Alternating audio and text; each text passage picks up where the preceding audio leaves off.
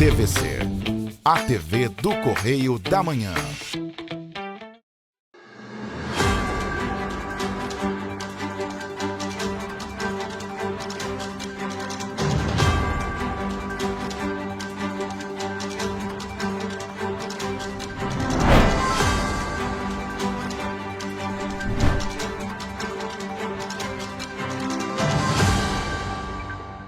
Olá, sejam todos bem-vindos! Chegamos com o Correio Serrano na TV trazendo muita notícia para você. E é claro, eu preciso te lembrar que você pode mandar para a gente sua sugestão de reportagem, sua reclamação, sua denúncia para os nossos canais que já aparecem aí na sua tela, tvccorreiodamanhã@gmail.com, e tem nosso WhatsApp DDD 24 99248 3167. Então é o seguinte, conta pra gente como está o seu bairro, como está a sua cidade, a sua rua tem iluminação pública, capina está em dia e muito buraco aí pelas ruas da sua cidade, conta pra mim como está.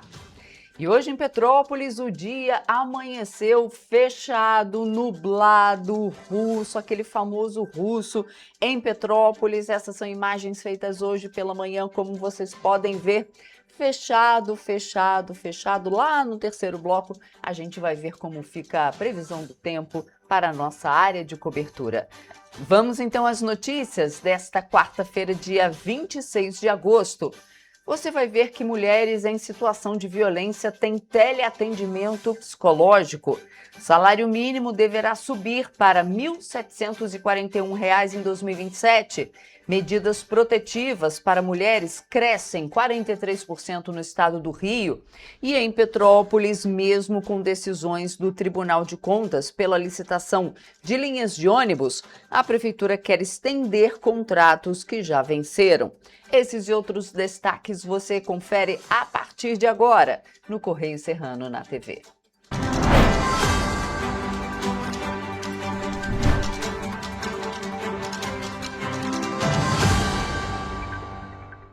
E a gente começa essa edição com os destaques do nosso jornal impresso, Correio da Manhã, edição do Rio de Janeiro. Lembrando que você acompanha todas as notícias pelas nossas redes sociais, no nosso site ou nas bancas, aqui na nossa região, apenas R$ 2. Vamos então aos destaques da nossa primeira página. Na linha vermelha, Crivella muito além da Universal.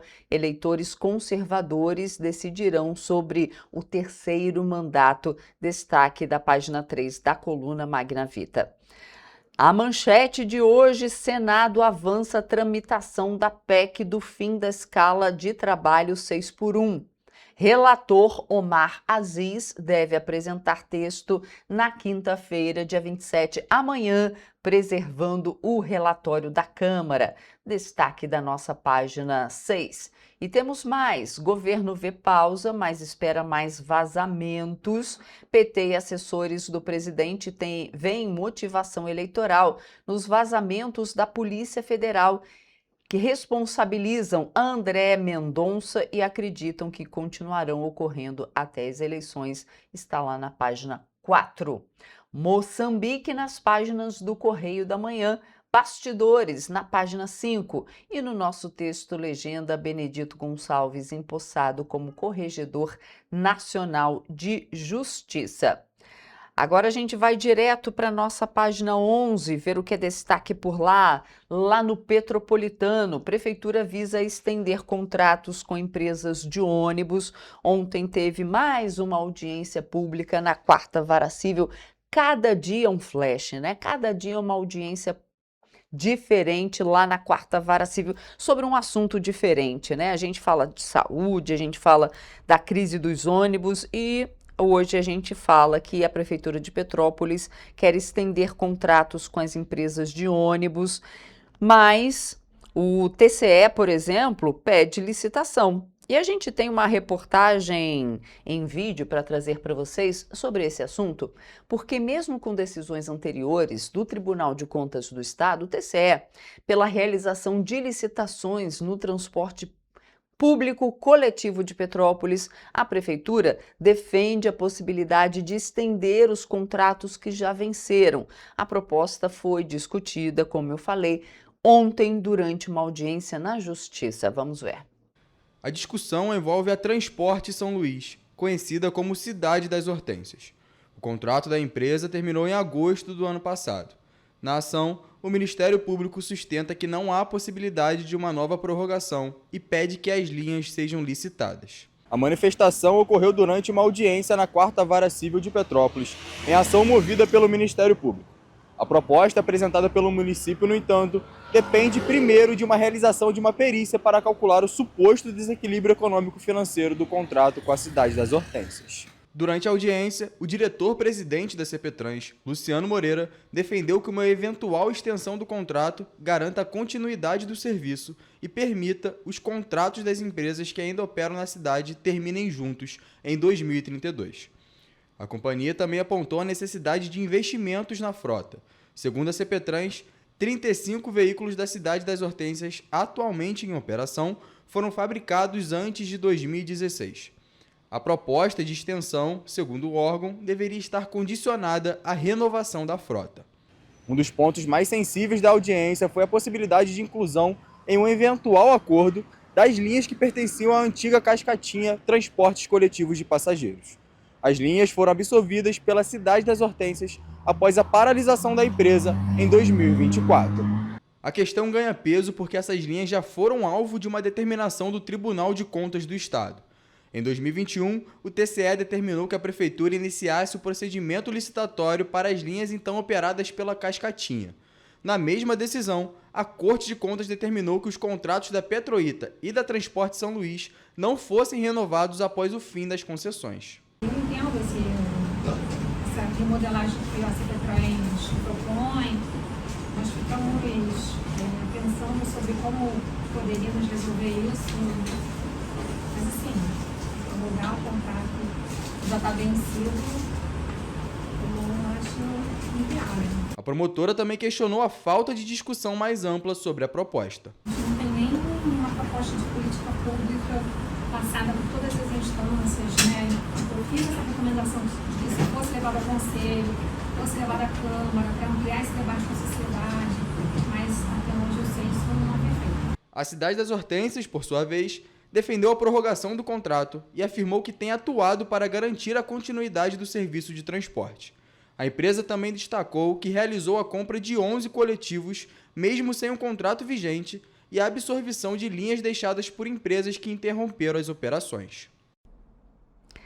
Quem é daqui de Petrópolis sabe que a Cidade das Hortênsias é a única que presta um bom serviço para a população. A gente não vê a população reclamar, a gente não vê quebra de ônibus, né? A gente não vê nada disso. Lá nas Petropolitanas, na nossa coluna, a gente continua falando de transporte, porque fala aqui, ó, que Montreal poderia ser uma opção temporária para a empresa Turp.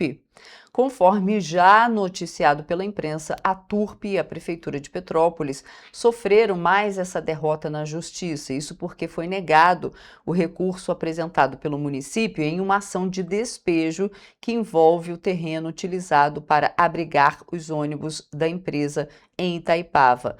Como o Executivo Municipal determinou a intervenção na operação da Turp, passa a ser responsabilidade ainda maior sobre a manutenção do serviço de transporte público em pleno funcionamento. Diante desse cenário, surge uma questão. O terreno utilizado pela Montreal poderia ser uma alternativa temporária para a guarda dos ônibus, até que a Turp consiga se adequar às exigências determinadas pela Justiça? A possibilidade, naturalmente, dependeria de uma avaliação técnica e jurídica do município, além da definição das condições para eventual utilização do espaço. Então tá aqui, a gente tem esse jornal todo falando sobre essa crise do transporte público e ali nas Petropolitanas, Caio, sobe um pouquinho, porque fala dos recursos do PAC que serão destinados para obras. Então o prefeito Ingo Rames homologou na última terça-feira os processos de licitação para 3 novas obras em Petrópolis. São 2 obras de contenção de drenagem no Caxambu e na Vila Militar, além da construção construção de um centro esportivo lá no Duarte da Silveira. Esses serviços representam investimento com recursos federais de mais de 8,5 milhões de reais. No Caxambu, a rua Valdemar Ferreira da Silva, ali na rua Valdemar Ferreira da Silva, serão construídos 3 muros de contenção, revestimento de talude com concreto para garantir a estabilidade da encosta e também sistema de drenagem. Vamos agora para a nossa página 20, ver o que é destaque por lá, que fala de outra audiência pública, né? Fala da educação, audiência pública não, audiência na Justiça, audiência na 4ª Vara Civil. Fala da educação. Ontem a gente trouxe uma reportagem sobre isso, porque divergências entre Prefeitura e CEP dificultam acordo na educação. A Prefeitura propôs transição para trabalhadores na capital ambiental. A gente está nesse impasse aí. E aqui no nosso Correio Serrano, recomendação à Câmara de Terê para revisão de leis urbanísticas. A primeira Promotoria de Justiça de Tutela Coletiva do Núcleo Teresópolis, do Ministério Público Estadual, recomendou na segunda-feira à Câmara Municipal de Teresópolis a revisão de processos legislativos relacionados à política urbana do município e adoção de medidas para assegurar a participação da população e de entidades representativas da sociedade civil na elaboração de futuras leis sobre o tema, sobre leis urbanísticas. Agora nós vamos às notícias mais em âmbito nacional, porque olha só, gente, mulheres em situação de violência e mães atípicas de todo o país passam a ter teleatendimento psicológico pelo SUS. Ao todo, serão disponibilizadas até 100 mil consultas por mês. Além das mulheres com 18 anos ou mais que vivenciam situações de violência física, psicológica, sexual, patrimonial ou moral, a assistência por videochamada abrange aquelas com sobrecarga de cuidado não remunerado, por exemplo, de pessoas com deficiência, de familiares neurodivergentes ou com doenças raras. O objetivo do atendimento psicológico remoto é oferecer um espaço seguro e sem julgamentos para compreender a situação vivida pelas pacientes e construir estratégias de proteção, cuidado e bem-estar. O teleatendimento integra a ação Agora Tem Especialistas em Saúde Mental para Mulheres do Ministério da Saúde, em parceria com a Agência Brasileira de Apoio à Gestão do SUS, a AGSUS. O serviço gratuito pode ser acessado por meio do aplicativo Acolhe Mais, localizado na página inicial do aplicativo Meu SUS Digital ou no site. Vale destacar que é necessário fazer o login por meio da conta gov.br. E não é necessário o encaminhamento prévio por outra unidade pública de saúde ou apresentar qualquer documentação que comprove a situação de violência, vulnerabilidade ou a condição de cuidadora sem remuneração. Primeiramente, a mulher interessada deve fazer o cadastro com preenchimento do formulário online e responder às perguntas do acolhimento digital. Após o envio da solicitação de teleatendimento psicológico, a equipe de profissionais fará a avaliação das informações e o retorno da paciente deve acontecer em até 24 horas. Feito o agendamento, a usuária vai receber a confirmação da consulta, orientações, lembretes e o link para a videochamada. Os atendimentos ocorrem de segunda a sexta-feira, das 8 horas da manhã até as 8 horas da noite no horário de Brasília, e aos sábados, de 8 horas da manhã até as 2 horas da tarde. Vale destacar que a jornada prevê acolhimento inicial e acompanhamento psicológico com ciclos de até 10 sessões e a possibilidade de renovação quando houver necessidade. A proposta é que a mesma psicóloga acompanhe a usuária ao longo do processo, favorecendo assim a construção de vínculo. E o salário mínimo deve passar dos atuais R$ 1.621 para R$ 1.741 em 2027. A estimativa foi apresentada pelo Ministério da Fazenda e representa um reajuste de 7,4%. O novo valor ainda é uma projeção e só será confirmado no fim deste ano, após a divulgação da inflação.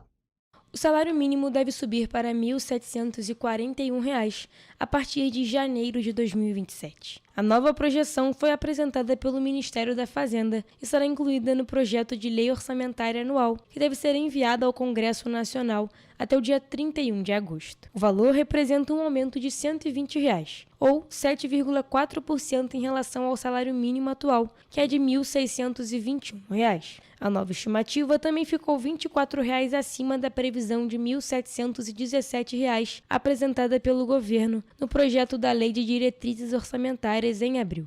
O reajuste tem impacto direto nas contas públicas, já que o salário mínimo é usado como referência para uma série de benefícios previdenciários e assistenciais. Ao mesmo tempo, quando o aumento fica acima da inflação, há ganho real de renda e aumento do poder de compra para trabalhadores e beneficiários que recebem o piso nacional. Mas os R$ 1.741 ainda não são o valor definitivo. O número é uma projeção e poderá mudar de acordo com a inflação registrada ao longo deste ano. O valor final será conhecido no fim de 2026, após a divulgação do Índice Nacional de Preços ao Consumidor, o INPC, acumulado até novembro. A regra atual considera a inflação medida pelo INPC e também um ganho real de 2,5% dentro dos limites estabelecidos pela legislação. Por isso, se a inflação ficar diferente da prevista pelo governo, o valor final do salário mínimo também poderá ser alterado. O reajuste também aumenta as despesas do governo. Isso porque cerca de 45% dos benefícios do regime geral da Previdência Social tem valor vinculado ao salário mínimo. Entre os pagamentos afetados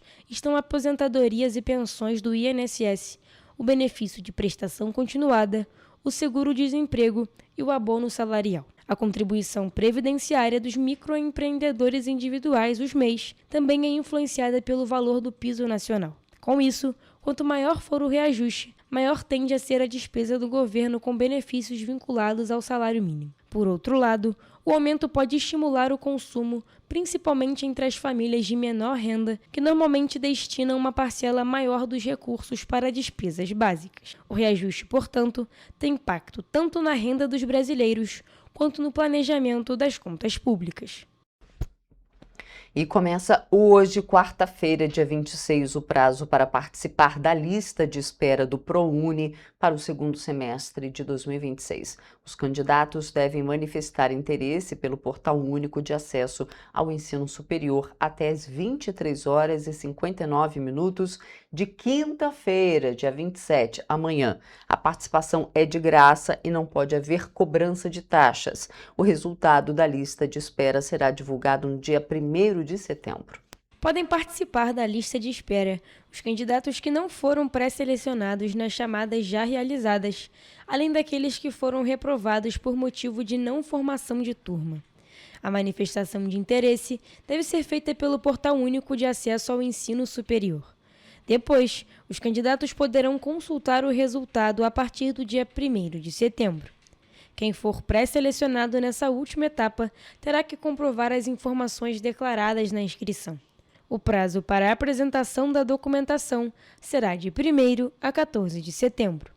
Os documentos devem ser entregues na coordenação do ProUni da instituição de ensino indicada pelo candidato. A entrega poderá ser feita presencialmente ou por meio eletrônico, caso a instituição ofereça essa opção. Para saber os locais, horários e formas disponíveis para a entrega dos documentos, os candidatos devem entrar em contato diretamente com a instituição de ensino. Também é importante ficar atento à possível exigência de documentos complementares para a comprovação das informações da inscrição. Vale destacar que neste segundo semestre de 2026, o Ministério da Educação ofertou 471.304 bolsas do ProUni em 380 cursos de graduação, distribuídos por 879 instituições privadas de educação superior. Desse total, 219.725 são bolsas integrais, que garantem gratuidade de 100% da mensalidade, e 251.579 são bolsas parciais, com gratuidade de 50% do valor do curso. Os 2 processos seletivos do ProUni realizados em 2026 já somaram mais de 2.100.000 inscrições, com a participação de mais de 1.100.000 candidatos. Cada participante pôde escolher até 2 cursos para concorrer à bolsa. Criada em 2004 e instituído pela Lei nº 11.096 de 2005, O ProUni oferece bolsas integrais e parciais em cursos de graduação e sequenciais de formação específica em instituições privadas de educação superior. O programa é destinado a brasileiros que não possuem diploma de nível superior. E a gente vai fazer agora um rápido intervalo e a gente volta já já.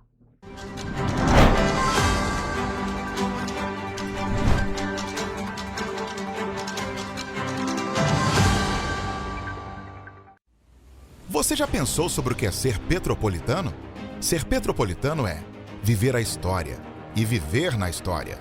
É tratar Dom Pedro II e a Princesa Isabel como vizinhos, ter uma natureza incomparável e ter um ar serrano que os turistas adoram.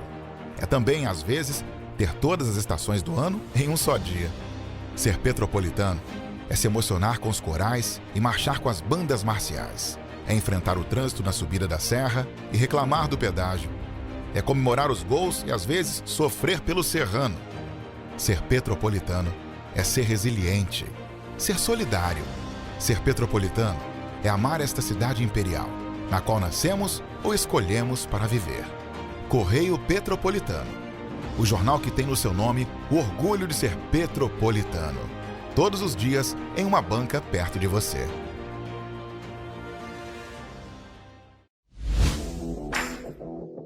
Para ter mais qualidade de vida, conte com a maior rede de academias de Petrópolis. Aqui na Corper, com uma mensalidade, você utiliza todas as unidades: Centro, Bingen, Itamaraty e Itaipava. Com planos a partir de R$ 98,00, a academia oferece ambientes modernos para você cuidar da sua saúde com segurança. Os espaços contam com dezenas de aparelhos de musculação, diversos equipamentos para aeróbico e funcional, além, é claro, de profissionais qualificados e uma extensa grade de aulas coletivas, que inclui dança, bike, jump, wolf fit, step fit, entre outras. Nossas estruturas são equipadas com salas de musculação e aulas coletivas, salas de avaliação física e nutricional, vestiários e estacionamentos amplos. Venha nos fazer uma visita e surpreenda-se! O seu jeito de beber te afastou das pessoas que você ama? Sabemos que sim. É possível encontrar uma nova maneira de viver com qualidade. Alcoólicos Anônimos pode ajudar.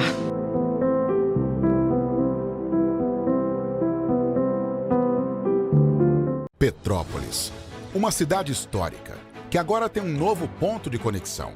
O Correio Petropolitano se renovou e leva o que de mais importante acontece na cidade, de maneira mais ágil e acessível. Acesse as notícias de Petrópolis de maneira rápida e prática, onde quer que você esteja. Fique por dentro dos acontecimentos da cidade, da política, da cultura e muito mais. Correio Petropolitano. A informação de qualidade a um clique de distância. Acesse www.correiopetropolitano.com.br.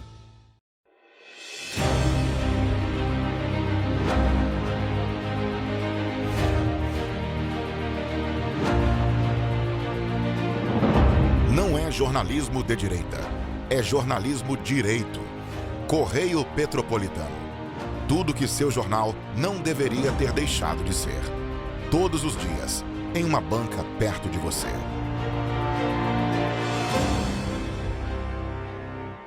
Um bom jornal tem que ser direto, tem que ser direito. Não ser de esquerda ou de direita, mas direito.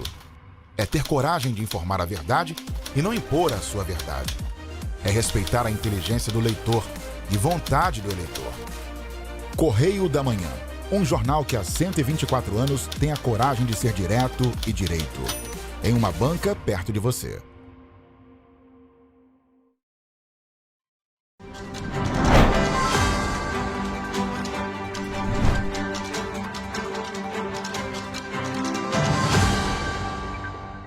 Estamos de volta. E o governo do estado está divulgando esta semana quase 3.000 oportunidades de emprego formal, estágio e jovem aprendiz captadas pela Secretaria de Trabalho e Renda. Por meio do Cine, são oferecidas 1.200 vagas com carteira assinada, distribuídas pelas regiões Metropolitana, Serrana e Médio Paraíba. Para quem está buscando estágio ou uma chance como jovem aprendiz, há quase 1.500 oportunidades no Centro de Integração Empresa-Escola UCIEE. Na região metropolitana, estão concentradas 84,6% das vagas. São 1.232 chances de trabalho, sendo 141 destinadas exclusivamente a pessoas com deficiência. Para esse público, destacam-se oportunidades para subgerente de loja, polidor de automóveis, vigilante patrimonial e auxiliar de mecânico, com remunerações que podem chegar a 2 salários mínimos. Na região serrana, todas as 168 ofertas de emprego são para a cidade de Teresópolis. O maior salário, no valor de R$ 6.484, é oferecido para o cargo de gerente de recursos humanos, que exige experiência e o ensino superior completo. Existem ainda outras vagas como açougueiro, frentista e repositor, com remuneração de até 2 salários mínimos. Já no Médio Paraíba, a captação reuniu 22 oportunidades, como caseiro, padeiro e cozinheiro geral, para diferentes níveis de escolaridade. De acordo com o Observatório do Trabalho, as vagas de emprego formal disponibilizadas estão distribuídas pelos setores de serviços e comércio. A maioria dos empregadores pede o ensino fundamental completo e oferece até 2 salários mínimos. Para se inscrever ou atualizar o cadastro, é necessário ir a uma unidade do Cine, levando os documentos de identificação civil, carteira de trabalho, PIS, PASEP, NIT, NIS e CPF. O endereço das unidades e os detalhes de todas as oportunidades oferecidas podem ser encontrados no painel interativo de vagas da Secretaria de Trabalho e Renda em www.rj.gov.br/trabalho. Mais informações sobre as oportunidades de estágio e jovem aprendiz podem ser obtidas no site www.ciee.org.br. E olha só, gente, a Justiça do Rio de Janeiro concedeu mais de 57 mil medidas protetivas de urgência para mulheres vítimas de violência entre janeiro e julho deste ano. É muita coisa, né? O número é 43% maior do que o registrado no mesmo período de 2025. Os dados são do Observatório Judicial de Violência contra a Mulher do Tribunal de Justiça do Rio de Janeiro. A Justiça do Rio de Janeiro ampliou em 2026 a atuação no enfrentamento à violência contra a mulher. Entre janeiro e julho deste ano, os magistrados concederam 57.498 medidas protetivas de urgência em todo o estado. No mesmo período de 2025, foram 40.201 medidas. O aumento, no entanto, foi de 43%. Os dados atualizados até o dia 20 de agosto mostram também que o Judiciário Fluminense realizou 12.508 audiências e proferiu 48.506 sentenças relacionadas aos casos de violência contra a mulher. O crescimento das medidas protetivas ocorre em um cenário de aumento dos registros de violência doméstica no estado. Entre janeiro e julho, foram distribuídos 59.834 novos processos relacionados à violência contra a mulher. O número é cerca de 10 mil maior do que o registrado no mesmo período do ano passado, quando foram 49.711 casos. Do total de novos processos deste ano, 49,3% estão relacionados à violência física. Somente nos primeiros 20 dias de agosto foram iniciados 4.468 processos na área de violência de gênero. No primeiro semestre deste ano, o Estado também registrou 70 novos casos de feminicídio. Os números reforçam a necessidade de ampliar os mecanismos de proteção e o acesso das vítimas à justiça. E além das medidas judiciais, o Tribunal de Justiça do Rio de Janeiro mantém iniciativas voltadas ao acolhimento das mulheres vítimas de violência. Entre janeiro e julho de 2026, a Sala Lilás, espaço destinado ao atendimento humanizado de mulheres vítimas de violência doméstica, física e sexual, realizou 3.166 atendimentos. Outra ferramenta disponibilizada pelo Judiciário é o aplicativo Maria da Penha Virtual. A plataforma permite que mulheres em situação de violência solicitem medidas protetivas de urgência pela internet, sem a necessidade de comparecer presencialmente ao fórum. Até o dia 20 de agosto deste ano, o aplicativo recebeu 3.788 pedidos de medidas protetivas. A ferramenta amplia o acesso à justiça e oferece uma alternativa mais ágil e segura para mulheres que precisam de proteção.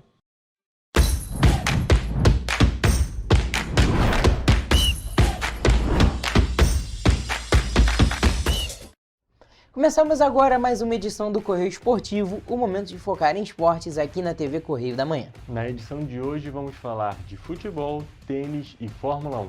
Começamos a nossa edição nas quadras. Com o segundo título seguido de Masters 1000, Orlando Luz e Rafael Matos subiram nesta segunda-feira no ranking da ATP e alcançaram as melhores marcas das suas carreiras. A parceria, por sua vez, ocupa o sexto lugar dentro da zona de classificação para o Finals, que vai ser realizado em novembro com as 8 melhores duplas da temporada.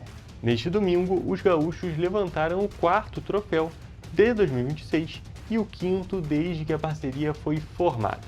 A vitória foi diante do alemão Constantin Franzenben e o holandês Robin Haase, por 2-1. A conquista aconteceu 10 dias depois de saírem vitoriosos de Montreal, onde se tornaram a primeira dupla 100% brasileira a vencer um Masters 1000. Hugo, a gente já tem uma grande representatividade no tênis individual com o João Fonseca e também no feminino com a Luísa Stefani e também, claro, nas duplas também, mistas também, e é claro, na dupla masculina agora com esses dois grandes nomes do tênis. Sem dúvida nenhuma, Toledo, a gente tem muitos nomes na história do tênis, a gente tem grandes atletas, a gente tem o Guga, a gente tem, como você mesmo disse, nesse momento atual, a gente tem o João Fonseca, a Bia Haddad, que está naquele período de pausa, mas também é um grande nome do nosso tênis. Temos também a Luísa Stefani, que faz uma dupla não 100% brasileira, mas faz dupla com a canadense. Então, assim, a gente tem grandes representantes, mas a gente tem que levar em consideração que, apesar de grandes atletas, a gente não vem tendo tantos títulos. Porém, quando a gente está falando de Orlando Luz e Rafael Matos, aí sim a gente está vendo muitas conquistas e seguidas, né? É algo que não é tão comum da gente acompanhar nem no individual e quem dirá nas duplas. Exato, e a gente, claro, torce porque é uma dupla que, apesar de ter um presente muito bom, ainda tem um futuro muito, muito positivo, afinal, e são grandes nomes dessa modalidade, né? Que de duplas é bastante diferente também. Exatamente, e a gente ainda tem que destacar, Toledo, que a gente tem grandes atletas e grandes duplas que são formadas, mas que muitas vezes acontecem esporadicamente. A gente teve o João Fonseca ganhando aqui no Rio Open, inclusive, com uma dupla que não era tão habitual, algo que a gente nem vê tanto na realidade, que é o João Fonseca jogando em duplas, mas a gente tem umas parcerias que são mais duradouras, que é justamente o caso do Orlando Luz e do Rafael Matos. Então, assim, é muito positivo a gente ver tanto as conquistas dele quanto os desempenhos e, é claro, todo esse entrosamento que vai se criando com a duração dessa parceria entre os dois. Exato, a gente teve também a dupla da Bia Haddad com a Luísa Stefani em 2020, que nunca tinham jogado juntos e ganharam o bronze naquelas Olimpíadas. Ou seja, o Brasil está muito bem nas duplas. E agora no futebol começamos pelo Flamengo, que perdeu uma grande chance de assumir a liderança do Campeonato Brasileiro. O rubro-negro saiu na frente do Cruzeiro, mas levou a virada e perdeu por 2-1 no Mineirão. O Flamengo abriu o placar com uma jogada de Pedro, mas o time da casa reagiu e buscou a vitória com gols de Arroio e Matheus Pereira. Com a derrota, o Flamengo permaneceu com 45 pontos na segunda posição, 6 pontos atrás do Palmeiras, que venceu. O rubro-negro ainda tem um jogo a menos que o líder, mas perdeu a chance de diminuir a distância na tabela. Toledo, a gente tem que destacar aqui um jogo que foi surpreendente, mas que foi mais uma boa partida de futebol disputada entre Flamengo e Cruzeiro, a terceira em 3 semanas. Exatamente, foram 3 grandes jogos, a gente não pode deixar de destacar isso. Acho que a gente fala muito mal da arbitragem também, mas a arbitragem também deixou os jogos fluírem muito bem nesses 3 jogos. Foram grandes atuações dos 2 clubes e nesse último jogo contra o Cruzeiro aconteceu o que a gente mais tem falado, né? O Flamengo faz um ótimo jogo, mas não transforma essa boa atuação em gols. Porque pelo futebol que o Flamengo apresentou no primeiro tempo, dava para ter aberto 3-0 e seriam 3 pontos muito importantes. Mas tomou a virada, deu muito mole. Exatamente, Toledo. O Flamengo tem um time muito qualificado, mas o Cruzeiro também tem um time muito qualificado. E mostrou isso em todos os jogos da Libertadores e também agora nesse jogo do Brasileirão. E eu acho, Toledo, que o Flamengo tem um problema que o Cruzeiro não tem.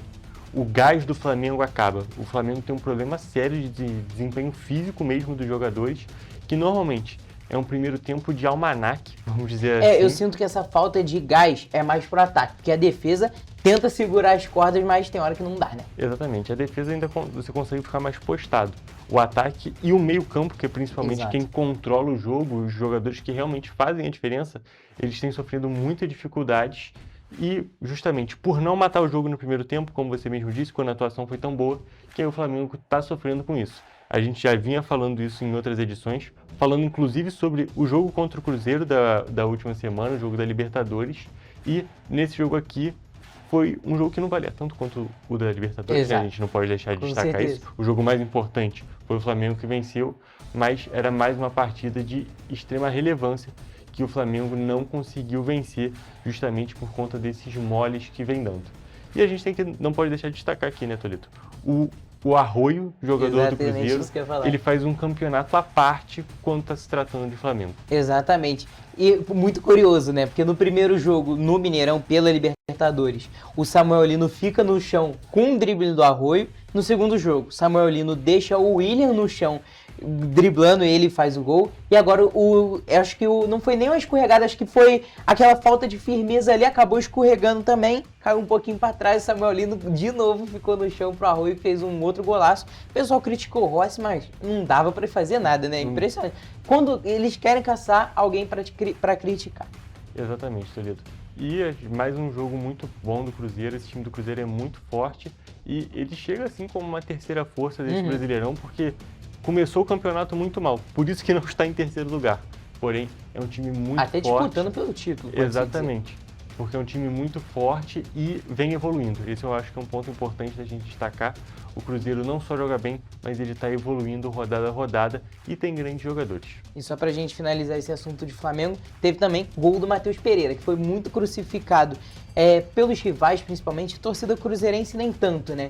Criticou essa falta de protagonismo, botar a bola debaixo do braço e fazer o gol. Fez o gol da vitória.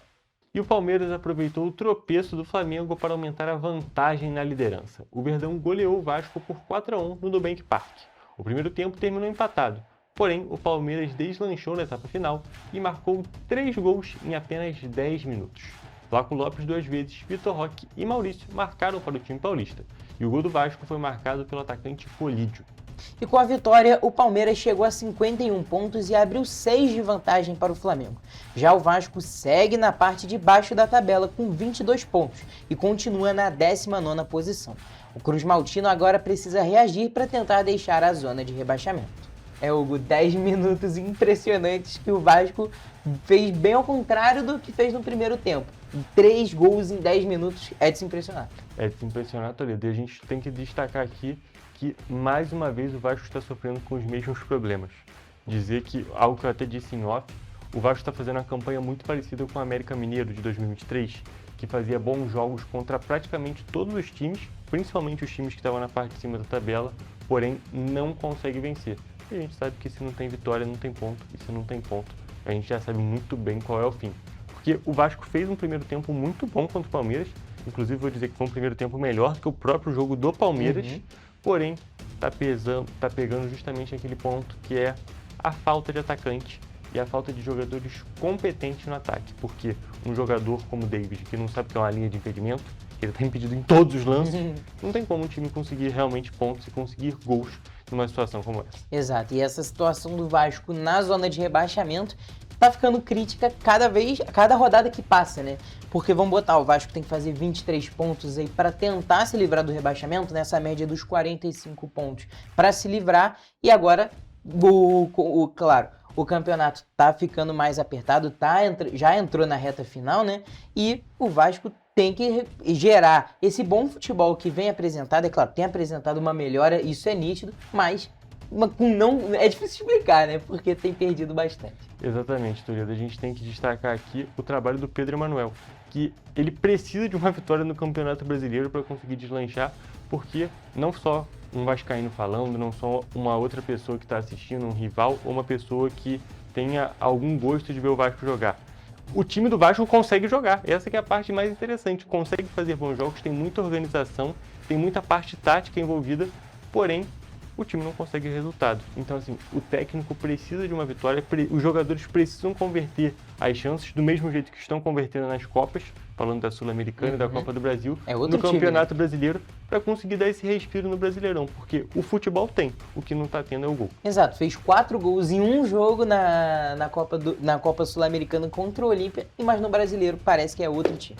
E o Botafogo também foi derrotado. O Alvinegro perdeu por 3-2 para o Atlético Paranaense no Newton Santos. O Furacão abriu 3-0 no placar com João Cruz e 2 gols de Kevin Viveiros. O Botafogo ainda reagiu no final com 2 gols de Santi Rodrigues, mas não conseguiu buscar o empate. Com a vitória, o Atlético Paranaense chegou a 44 pontos e se aproximou do Flamengo, que tem 45 e um jogo a menos. Já o Botafogo permanece com 30 pontos, na 11ª posição, e chegou ao 3º jogo consecutivo sem vencer. Hugo, mais uma vez o Botafogo saiu derrotado. Foi um verdadeiro vareio do Atlético Paranaense, foi um jogo muito tranquilo, pelo menos até os 80 minutos, né? Porque depois o Botafogo chegou a apertar, mas não conquistou nenhum ponto. Exatamente, Toledo. E mais uma vez o Botafogo fica caindo nas mesmas desorganizações do time, porque apesar de ter sido um vareio, apesar de todas as complicações, esse jogo era para estar 2-2 no tempo final, né? Não 3-2, porque a defesa do Botafogo entrega um gol pro Viveiros, que é um negócio assim inacreditável. E o atacante do Atlético Paranaense, que vive uma fase maravilhosa, artilheiro do Brasileirão. Então, assim, deram mole para quem não podia dar, e no final das contas terminou 3-2 e uma vitória muito merecida desse Atlético Paranaense, que vem sendo uma das surpresas do Brasileirão. E eu diria que logo atrás das 3 forças que a gente acabou de comentar, Palmeiras, Flamengo, Cruzeiro, eu acho que a gente tem o Atlético Paranaense ali, porque é um time muito competente, muito bem treinado, e eu diria que o principal, é um time que se entende muito. Exato, dá pra ver que o Odair Hellmann é a cara desse Atlético Paranaense, né? Eu acho que é o melhor trabalho dele, foi no Atlético Paranaense e agora, mais uma vez, um ótimo trabalho. Uma curiosidade é que na comemoração do gol, o petropolitano Leozinho, que tá jogando uma bola bem, tá jogando muito bem, e ele acaba batendo no Odair Hellmann, que na coletiva de imprensa depois do jogo por com o olho ferido. Ele até brincou falando que se o Leozinho não voltar a jogar, as pessoas já sabem por quê, porque foi um lance realmente de muito azar. E fechando a participação dos cariocas, se o Vasco, o Flamengo e o Botafogo tiveram um fim de semana para esquecer, o Fluminense conseguiu mais uma vitória. O tricolor bateu o Remo por 2-1 de virada dentro do Maracanã. O time paraense saiu na frente do placar, mas o Fluminense reagiu e buscou a vitória com gols de Hulk e Kevin Serna, que marcou nos acréscimos. E essa foi a segunda vitória seguida do Fluminense no Brasileirão. Depois de bater o Palmeiras por 3-2 na rodada anterior, o tricolor venceu mais uma de virada e chegou a 41 pontos. O resultado manteve o Fluminense na 4ª posição dentro do G4. Toledo, só um comentário rápido desse jogo do Fluminense, porque eu acho que, até por ser contra o Remo, acaba sendo menos interessante.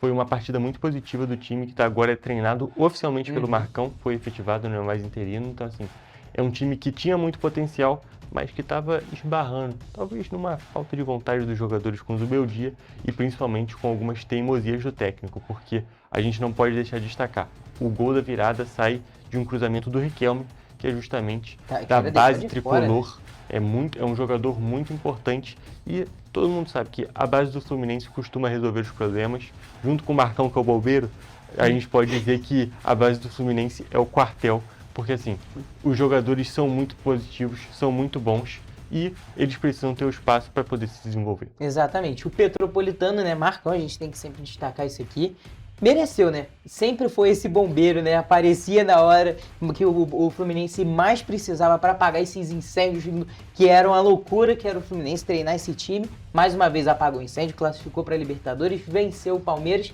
e agora venceu mais uma no Brasileirão. E ele sempre mereceu ser o técnico efetivo do Fluminense. Exatamente, Toledo. E agora a gente fica acompanhando quais vão ser os próximos passos desse Fluminense e principalmente se essa boa fase vai se manter, porque a gente sabe que a gente não pode deixar de destacar. Muitas das vezes a gente tem uma troca de comando e no primeiro momento é positiva, mas depois o trabalho vai desvingolando. Mas parece que não vai ser o caso do Marcão não, porque ele é muito bom e ele realmente merece esse reconhecimento. E Toledo, com essas informações, a gente tem que encerrar mais uma edição do Correio Esportivo. É isso, gente. A gente se vê na próxima edição. Um beijo.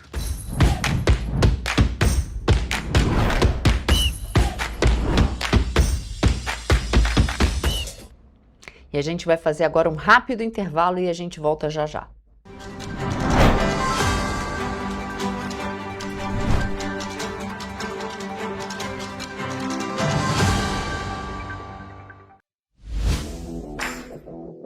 Para ter mais qualidade de vida, conte com a maior rede de academias de Petrópolis.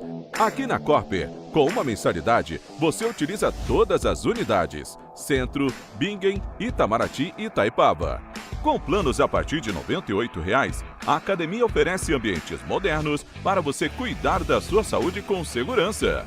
Os espaços contam com dezenas de aparelhos de musculação, diversos equipamentos para aeróbico e funcional, além, é claro, de profissionais qualificados e uma extensa grade de aulas coletivas, que inclui dança, bike, jump, wolf fit, step fit, entre outras.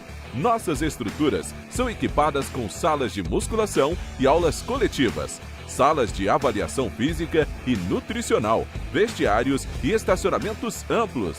Venha nos fazer uma visita e surpreenda-se!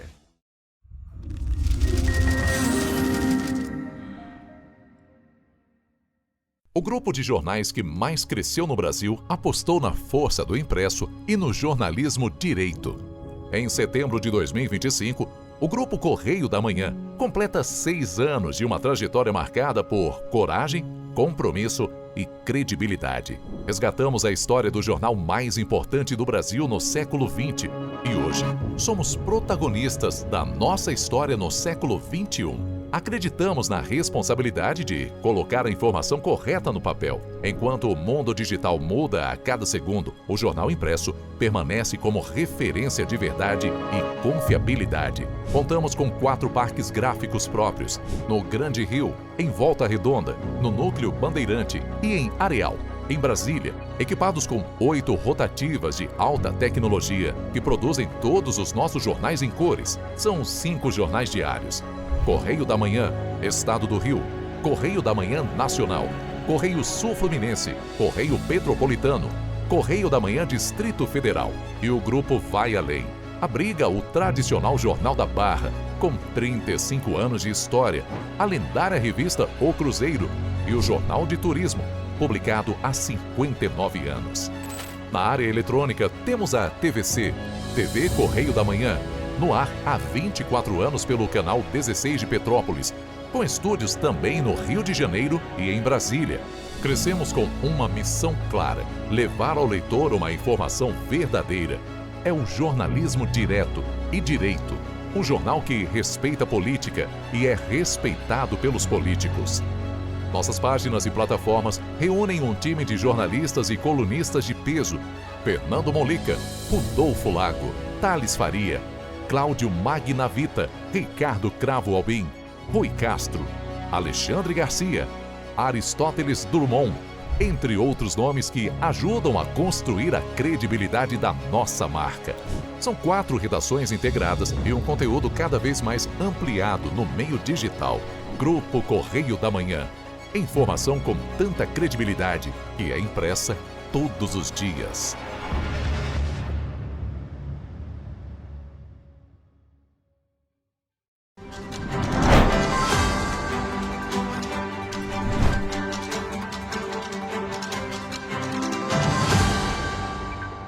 Estamos de volta e olha só, gente, agora a gente fala sobre um caso de uma adolescente, na verdade, a adolescente Sofia Nascimento da Cruz, de 12 anos, que estava desaparecida desde segunda-feira, foi encontrada ontem, terça-feira. A Polícia Civil chegou a divulgar um comunicado de desaparecimento. A mãe também divulgou vídeo sobre o desaparecimento da filha. Quem traz todos os detalhes é o nosso repórter Jonathan Joras, que está na redação e fala conosco. Bom dia, Joras. Oi, Roberto, um bom dia para você, um bom dia para quem nos acompanha também.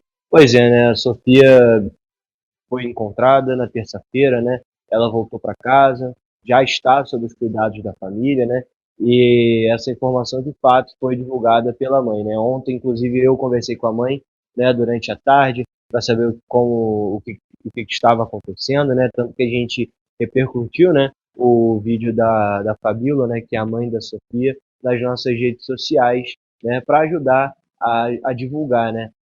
Inicialmente a Polícia Civil, né, através da 106ª Delegacia, havia divulgado, né, aqueles encartes, aqueles cartazes de pessoa desaparecida, né, falando sobre a situação da Sofia, e posteriormente a mãe, né, a Fabíola Nascimento da Cruz, divulgou um vídeo nas redes sociais pedindo ajuda às pessoas, se alguém havia visto a Sofia, né, se alguém sabia do paradeiro, enfim. Ela ontem mesmo de tarde, ali no fim da tarde mais ou menos, ela já havia voltado para casa e já estava sob os cuidados da família, né?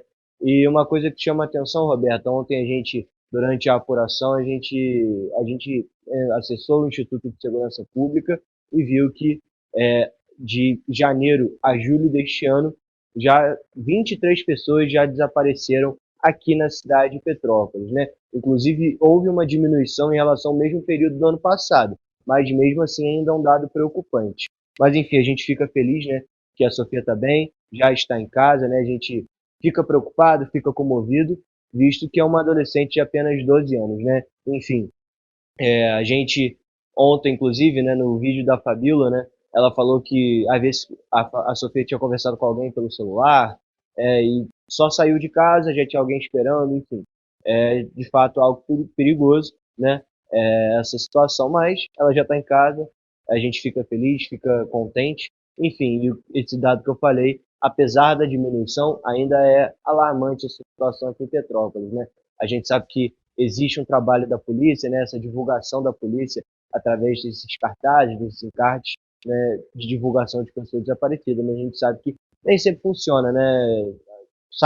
Acaba saindo do controle, né? Mas, Roberta, por hoje é isso. Volto com você.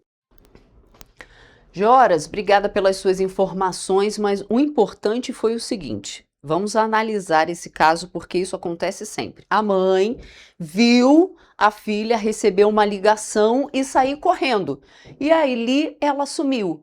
Só que dada a repercussão, todo mundo postando, todas as redes sociais, a imprensa todo, grupo de WhatsApp, colocando o rostinho dela desaparecida, se era uma brincadeira, se era alguém que falou assim, vamos fazer alguma coisinha, logo se arrependeu e voltou atrás e a menina apareceu, graças a Deus e graças à repercussão que teve esse caso. E a mãe também foi corajosa, foi às redes sociais falar o que realmente tinha acontecido, depois voltou às redes sociais com um novo vídeo, falou assim, gente, graças a Deus, cuidem dos seus filhos, coloquem monitoramento no celular dos seus filhos, porque isso pode acontecer com qualquer pessoa, então, graças também à repercussão na mídia, foi possível encontrar ela bem.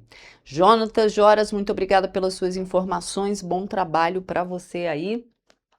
E a gente troca de assunto, vem aqui na Fechada porque a gente falou sobre isso lá no nosso impresso e agora a gente traz a reportagem completa porque a primeira Promotoria de Justiça de Tutela Coletiva do Núcleo Teresópolis, do Ministério Público Estadual, recomendou à Câmara Municipal de Teresópolis a revisão de processos legislativos relacionados à política urbana lá em Teresópolis e a adoção de medidas para assegurar a participação da população e de entidades representativas da sociedade civil na elaboração de futuras leis sobre o tema. Vamos ver.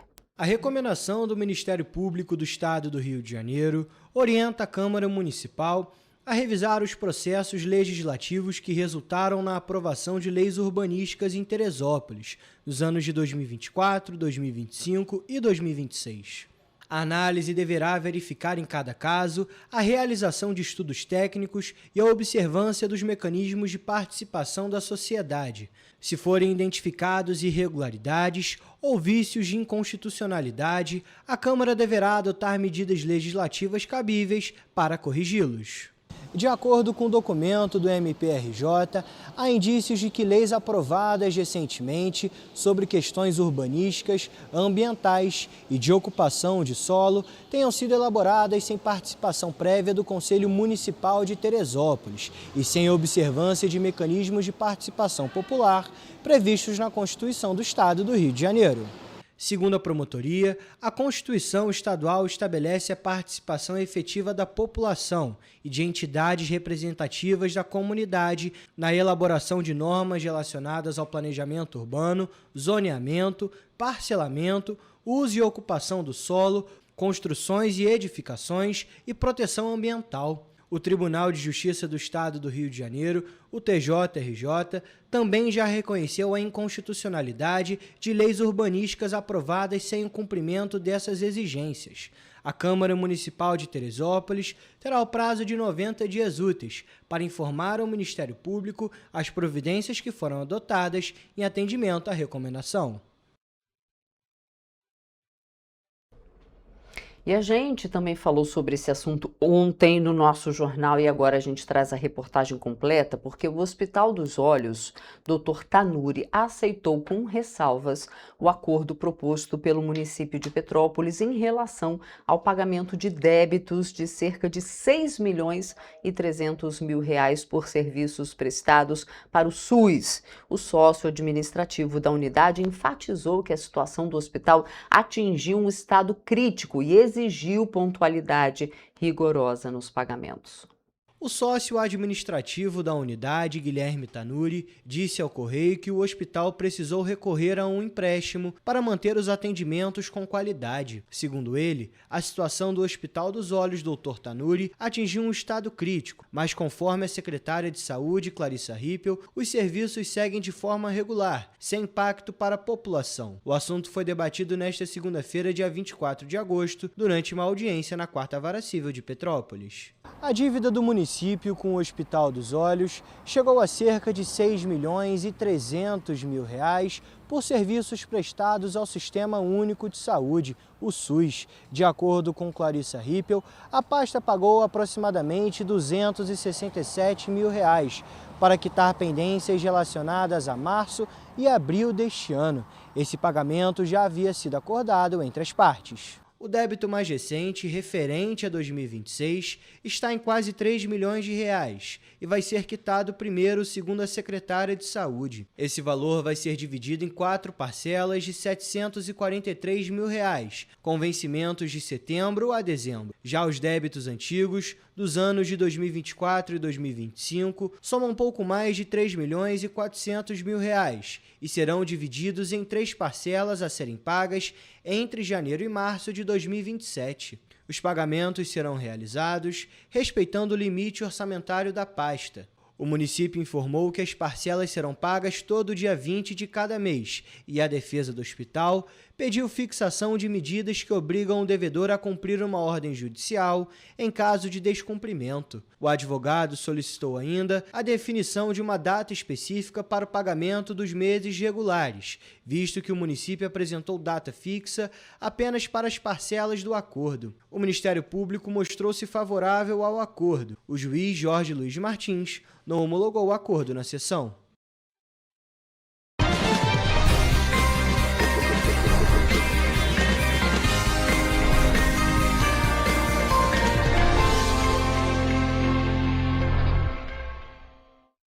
Olá, e vamos com a previsão do tempo. Gente, a quarta-feira deve ser de um tempo instável em toda a nossa região de cobertura. O sol aparece entre muitas nuvens, mas ainda há a previsão de pancadas de chuva à tarde e à noite, e as temperaturas sobem um pouco, com máximas que podem chegar aos 26 graus na região centro-sul. Mas agora detalhando a nossa previsão do tempo, em Nova Friburgo, a quarta-feira deve ser de sol com muitas nuvens. Tem previsão de pancadas de chuva à tarde e também de noite. E as temperaturas ficam entre a mínima de 14 e máxima de 20 graus. Em Teresópolis, o dia também será de sol com muitas nuvens. À tarde e à noite tem previsão de pancadas de chuva. E os termômetros variam entre a mínima de 15 e máxima de 21 graus. Aqui em Petrópolis, a quarta-feira será de sol com muitas nuvens. Tem previsão de pancadas de chuva à tarde e à noite também. E as temperaturas variam entre 16 e 21 graus. E agora mudando de região e indo para o centro-sul do estado, em Paraíba do Sul, o dia começa com sol e muitas nuvens, alternando com períodos de céu nublado. À noite tem previsão de pancadas de chuva, e a mínima é de 19 e a máxima pode chegar aos 26 graus. E para finalizar nossa previsão do tempo em 3 dias, a quarta-feira será de sol com muitas nuvens e períodos de céu nublado ao longo do dia. À noite tem previsão de pancadas, e as temperaturas variam entre a mínima de 19 e máxima de 26 graus. E essa foi a previsão do tempo para quarta-feira.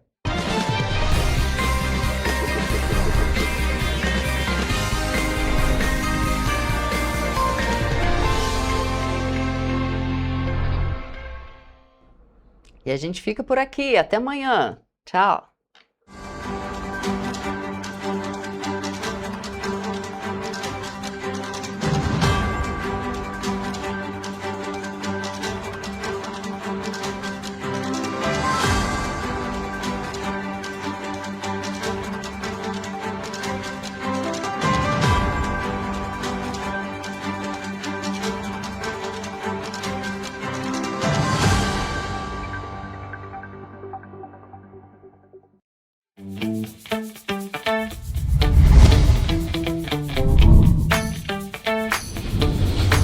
TVC, a TV do Correio da Manhã.